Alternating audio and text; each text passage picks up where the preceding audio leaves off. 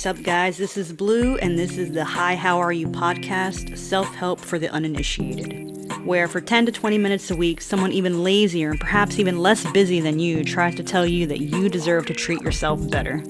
Where the two of us hold each other accountable. Accountability buddies. Yeah, I like that.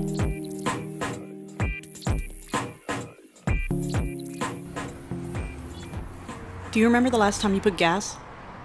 No, but the light hasn't come on yet. Why? Because I think we're probably not going to pass a gas station for the next 30 miles or so, and we're coming up to one more. Nah, I think we'll be okay. What was that? What's happening? I don't know, boss. I think the engine died. Are we out of gas? No, I don't think that... Dude, we are fucking out of gas.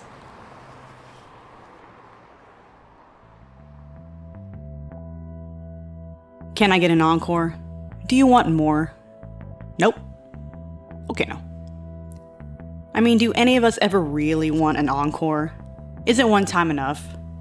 Apparently not if you're trying to ingrain a new habit into your life. Oh hey, I also want to apologize in advance for my bad dad jokes. Hanging out with kids will do that to you sometimes. But anyways, I'm pretty sure most of you have heard the whole "it takes 21 days to form a new habit" saying. I've actually read in a study by the European Journal of Social Psychology that it takes a little over 2 months to ingrain a new habit into your life. And maybe there's some habits you've been trying to pick up, like reading, meditating, learning a new skill, and you keep telling yourself, I just don't have time. But I bet that sometimes you probably find time to fool around on Reddit a few times a day. I bet I'll find you scrolling through your Snapchat filters to see if the rabbit is still there.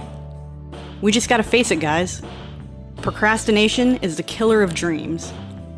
Think of all the time you've wasted watching cat videos on YouTube, stalking your ex-girlfriend on Facebook, and now think of all the times you've said, I'll start tomorrow.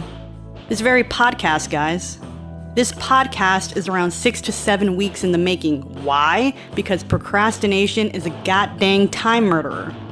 Procrastination has been the bane of my existence, especially with the way that Reddit has been calling my name the last few years. It's incredibly easy to let that next video autoplay, to get caught down the rabbit hole of unproductive nothingness. By the time you realize it, you know more about reptilians than you ever cared to know.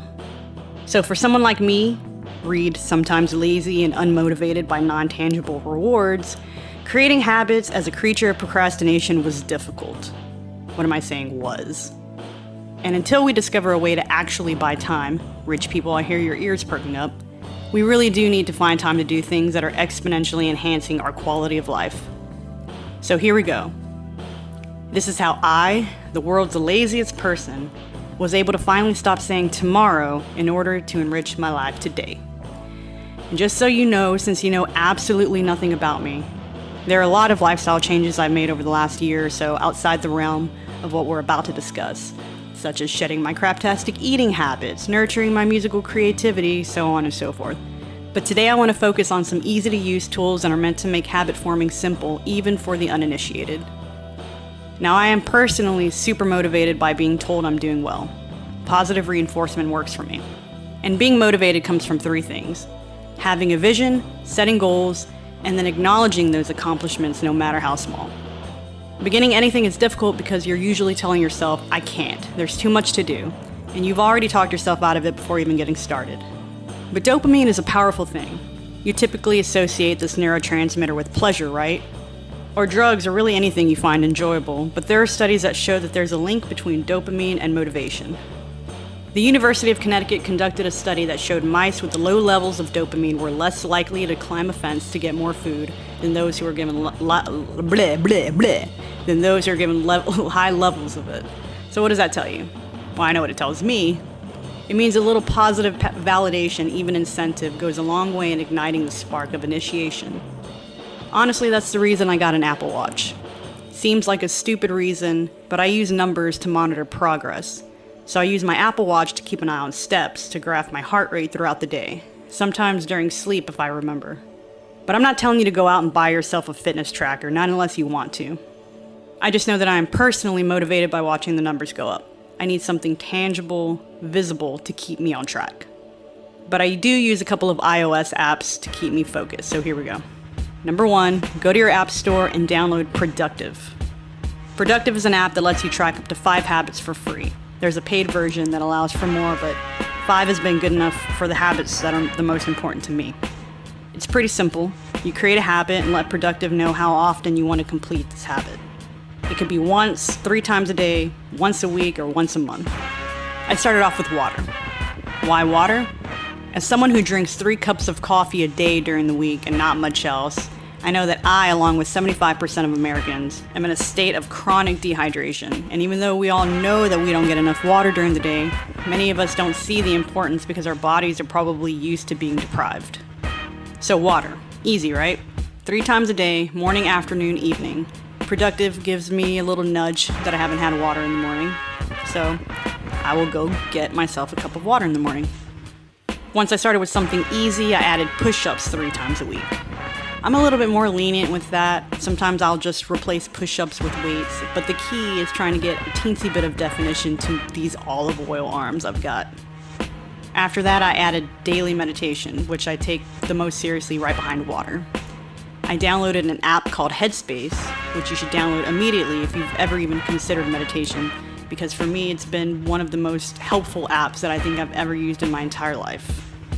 As someone who is constantly stuck inside her own head, meditation has taught me how to be more present, mindful, and has honestly melded my brain into a softer version of itself.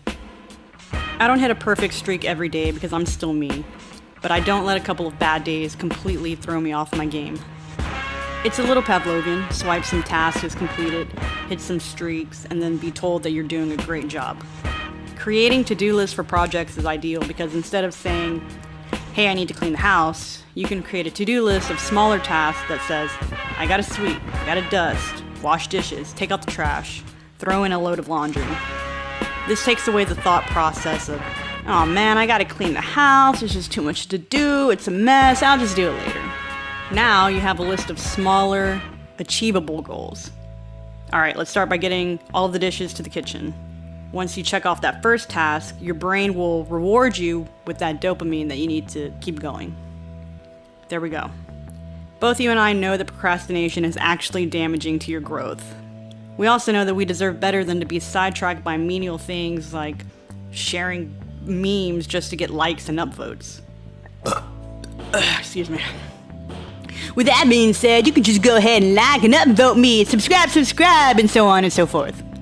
But seriously, commitments are hard work, but we are a constant work in progress, a perpetual demo. It's taken me almost 30 years to pick up what should have been basic habits, but don't sell yourself short. Create habits that reinforce your growth, your creativity, and your happiness. Also, if any of you can recommend any easy-to-read books on this topic, please hit me up. I say easy to read because I kind of have the attention span of a goldfish. But wait! Humans actually have shorter attention spans than goldfish, thanks to your GD phone. So go chew on that and move on to the next episode, where I talk about the importance of good sleep on your mental well-being. It's super important, guys. Super important.